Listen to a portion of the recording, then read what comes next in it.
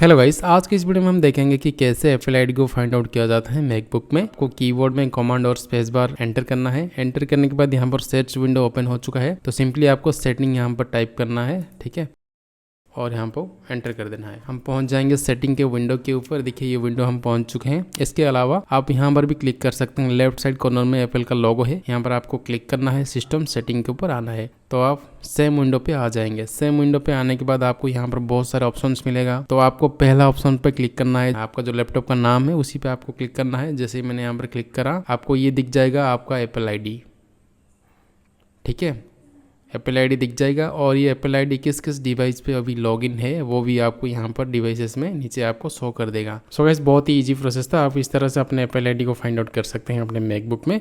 और आईफोन पे भी सेम प्रोसेस रहेगा, सिर्फ सेटिंग के ऊपर जाके आप यही वाला प्रोसेस फॉलो कीजिएगा तो आपको अपना एप्पल आईडी मिल जाएगा। वीडियो अच्छी लगी तो वीडियो को लाइक एंड चैनल को सब्सक्राइब कर दीजिएगा। Thank you so much for watching.